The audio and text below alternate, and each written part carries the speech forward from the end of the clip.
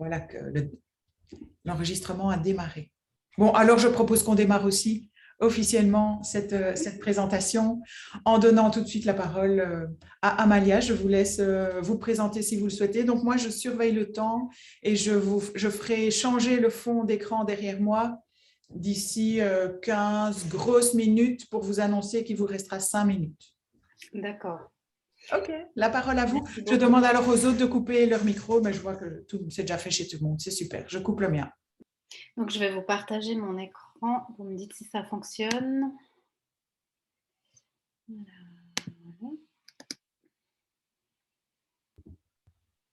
Oui, moi je vois votre écran. Parfait. Très bien. Donc, je me présente rapidement. Je suis Amalia Terzidis, je suis formatrice à la HEP Valais, contrairement à l'adresse qui s'affiche. J'étais à la HEP Vaud et je suis passée du côté lumineux du Rhône. Et donc, maintenant, je suis formatrice à HEP Valais, notamment pour le secondaire 1 et 2, où j'ai mon expérience professionnelle. Donc, j'ai enseigné pendant une douzaine d'années au secondaire 1 et 2 avant de venir à la HEP. Alors, ce que j'aimerais vous présenter aujourd'hui, en fait, c'est une analyse de pratique qui est liée à la mise à distance forcée pendant la pandémie. Et puis, en fait, cette expérience, c'est la mise à distance totale d'un module de formation destiné aux enseignants du secondaire 1 et 2 et aussi aux enseignants du primaire. Et puis, les contextes, voilà, ça commence déjà à ne pas fonctionner. Voilà. Donc, c'est un croisement de différents contextes, non seulement le contexte pandémique, mais ce qui m'est apparu, en fait, c'est que ça faisait déjà un petit moment qu'on parlait beaucoup de numérisation, de l'hybridation de la formation. En tout cas, chez nous, à la HEP Lausanne et à la HEP Valais, c'est quelque chose qui était très présent déjà avant le contexte de pandémie. Il y a toutes ces notions de génération X, Y, Z. Quand on a fait tout le tour, on revient à alpha. L'éthique et médias à l'école, le virage numérique, les masses médias, les open science, open data, l'omniprésence du numérique et des portables, etc. Donc, il y avait déjà une réflexion qui était déjà entamée, à laquelle j'avais pas mal participé, notamment au niveau de l'hybridation de la formation tertiaire. Donc, c'est comme si un petit peu ça venait cristalliser tous ces enjeux de numérisation, mais que ce n'était pas soudain. Il y avait quand même tout un parcours de réflexion qui avait démarré. Et puis, au niveau des paradigmes éducationnels aussi, donc on parle, je ne sais pas si vous avez lu Michel Serres qui parle de petites poussettes, donc en lien avec cette génération qui a connu les smartphones et les pouces qui sont utilisés sur les smartphones toute la journée. Et puis, ce rapport à l'apprentissage qui est différent par rapport au contexte de numérisation, les apprentissages lifelong, toutes ces notions aussi d'empowerment, donc de l'agentivité des apprentissages, de l'émancipation intellectuelle, la posture citoyenne. Donc, on va vers des pédagogies beaucoup plus actives, beaucoup plus engageantes, etc. Des apprentissages qui sont plus créatifs et collaboratifs. Il y a une bascule du pôle de l'enseignement où tout tournait un petit peu autour de l'enseignant vers le pôle de l'apprentissage où on se soucie un petit peu plus de comment on apprend, quelle place on donne aux apprenants. Et puis les paradigmes de l'enseignant qui changent aussi. On passe de l'enseignant qui dispense son savoir de façon verticale vers des concepteurs d'espace d'apprentissage, vers des paradigmes de coach, d'accompagnant, etc. Donc là aussi, c'est une réflexion qui m'avait accompagnée déjà bien avant le contexte de pandémie. Et ce contexte, en fait, donc, est venu un petit peu, comme je l'ai dit tout à l'heure, cristalliser ces enjeux. Et le contexte de la crise sanitaire est venu vraiment pousser à rendre un peu plus urgent toutes ces questions-là. Il y a eu toutes les limites qui ont été bousculées au niveau du privé, du professionnel et de la formation. Avec la mise à distance, les espaces d'apprentissage ont changé, les limites entre l'apprenant et l'enseignant, entre le contrôle et l'autonomie, etc. Il y a eu pas mal aussi de résistance, de peur. On a questionné les valeurs liées au travail, à l'apprentissage, à l'enseignement, autour des motivations, etc. La question de la numérisation totale. de l'enseignement, qui a dû être faite à ce moment-là, et puis qui est entrée aussi dans les questionnements. Le rapport à l'essentiel, qu'est-ce qui est essentiel dans l'enseignement et dans l'apprentissage? Il a été imposé par la précipitation, mais c'est ça que j'aimerais questionner un petit peu aujourd'hui, c'est maintenant est-ce qu'on peut prendre le temps, maintenant que l'urgence est un petit peu passée, pour réfléchir un petit peu à ce qui est essentiel. C'est ce que j'ai essayé de faire avec cette analyse de pratique. Il y a eu beaucoup de questionnements sur comment on didactise, quelle est la relation pédagogique à mettre en place avec la distance, ça a questionné beaucoup de choses. Et puis les questionnements paradigmatiques, c'est-à-dire qu'est-ce que c'est qu'enseigner, comment on enseigne aujourd'hui, comment on doit enseigner demain, quels outils on doit utiliser, etc. Donc ça a poussé à la réactivité immédiate, les gens ont dû réagir un peu dans l'urgence, mais en même temps, ce que j'ai pu constater, et c'est ce que j'essaye de faire, comme je le disais, c'est que ça pousse à des réflexions qui sont assez fondamentales. Finalement, qu'est-ce qu'on a envie de transmettre à nos étudiants, à quoi on essaye de les former et pourquoi, etc. Donc ça aurait eu ce mérite de dépasser un petit peu l'urgence et d'aller chercher au fond des choses un petit peu des questions qu'on oubliait parfois peut-être de se poser. Alors le module en question, donc il s'appelle Teach Outside the Box, c'est un module de formation à la créativité. C'était un cours à option qui avait été conçu en 2 versions, une bachelor, une master pour les étudiants du primaire et les étudiants du secondaire, 1 et 2. Les objets d'apprentissage, donc c'était la créativité et l'innovation dans l'enseignement et dans l'apprentissage. Donc comment on enseigne créativement et comment on apprend créativement. C'est la 6e année consécutive que je donnais ce cours qu'on avait co-construit en collaboration avec la HEIG, la HSSO à partir du dispositif InnoKick qui formait les designers à la créativité et à l'innovation. Donc on s'est un petit peu inspiré avec ma collègue Isabelle Capron-Pozzo avec qui je collabore, inspiré de ce qu'ils faisaient, puis on a essayé de transposer dans le milieu des sciences de l'éducation. Donc, j'ai formé des étudiants de Lausanne jusqu'à Sierre, donc à la HEP Lausanne, Vaud, et puis à la HEP Valais. Et puis, on a un petit peu navigué avec ces étudiants. J'aime bien les faire sortir en fait du cadre de la HEP. Et puis, on a été un petit peu dans différents lieux, par exemple l'école d'art cantonale du Valais ou d'autres types de lieux comme ça. Donc, on a pas mal navigué.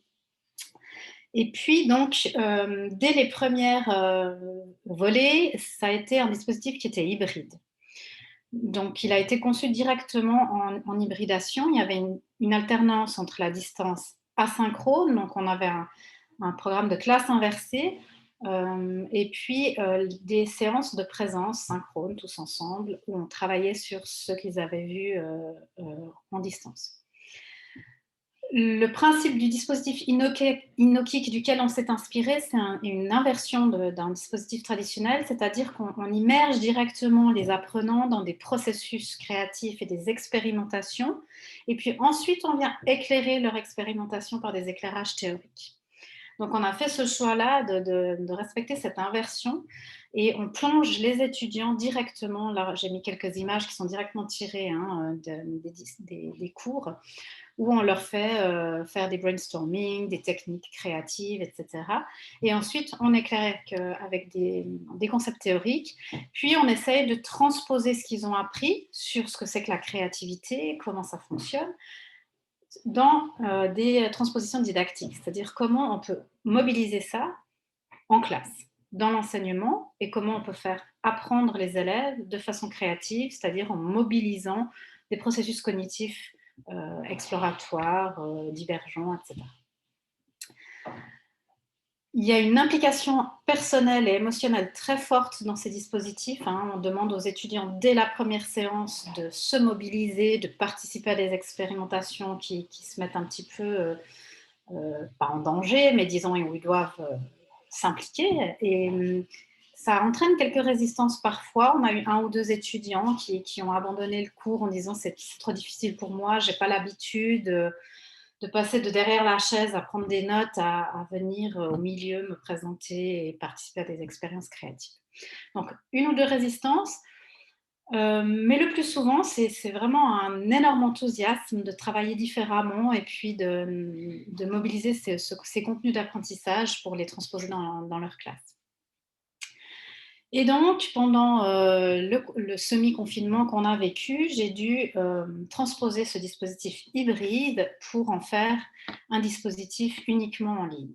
Alors, je me suis un peu creusé la tête. Il y avait quand même un peu urgence, donc j'ai dû réagir vite. J'ai restructuré le module pour, cette fois-ci, au lieu d'alterner présence et distance en classe inversée, j'ai alterné distance asynchrone avec une distance synchrone. Donc, on se retrouvait sur Teams et où on faisait des activités en synchrone. Donc, j'ai adapté certaines des tâches du dispositif pour qu'elles puissent être effectuées à distance. Par exemple, pour tout ce qui est brainstorming, comme vous voyez à l'image là avec les post-it roses, je leur ai envoyé postalement donc des kits avec des post-it, des grandes feuilles, même des stylos de couleur, etc., pour qu'ils puissent à la maison réaliser certaines tâches qu'on aurait fait en présence normalement. Et puis ensuite, ils prenaient en photo et on partageait un petit peu les brainstorming, chacun présentait ou par groupe parfois. Voilà, donc pour la partie rose, c'était l'envoi des kits. L'utilisation, là, ce que j'ai mis en gras noir, c'est l'environnement personnel des étudiants. Donc, j'ai essayé, en fait, mon but, c'était qu'ils ne soient pas, pendant notre cours, 2 heures derrière un écran assis, mais qu'ils utilisent ce qu'ils avaient sous la main. C'est aussi le principe de la créativité, hein. C'est comment on va utiliser ce qu'on a sous la main. Donc, je leur ai demandé d'utiliser leur environnement personnel, de mettre la caméra en off et puis de faire certaines tâches en mobilisant ce qu'ils avaient sous la main. Donc, juste un tout petit exemple où je leur demandais de définir ce que c'est que la créativité. Qu'est-ce que la créativité? Pour eux. La créativité, c'est la capacité à prendre un objet, par exemple, un objet d'enseignement comme la cellule en biologie, et transposer cet objet pour qu'il soit plus tangible et plus facile à s'approprier. Par exemple, prendre un ballon et mettre de l'eau à l'intérieur. Ensuite, la créativité, c'est de développer des activités qui vont mobiliser des savoirs ou autres observations à travers de choses, encore une fois, très tangibles, comme toucher, déplacer l'objet ou dessiner sur celui-ci.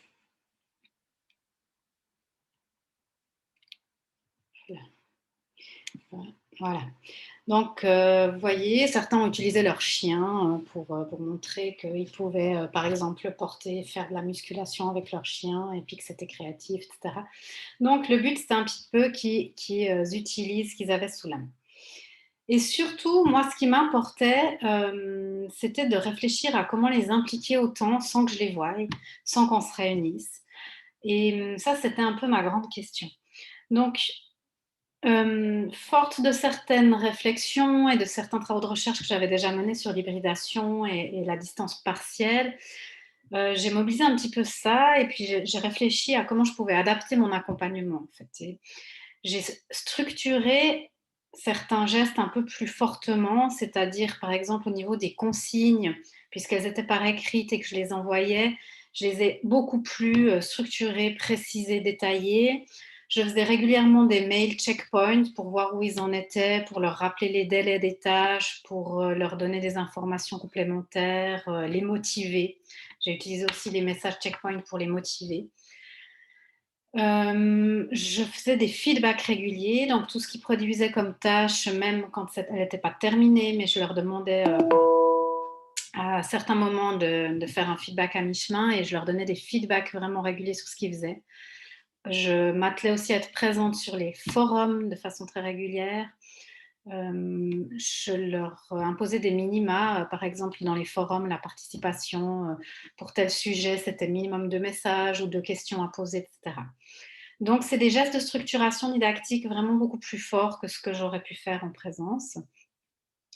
J'ai essayé aussi de varier beaucoup les supports et les modalités, donc en utilisant aussi le bon vieux papier-crayon, mais aussi leur smartphone, le programme Teams, des tâches avec des caméras off, comme je disais tout à l'heure.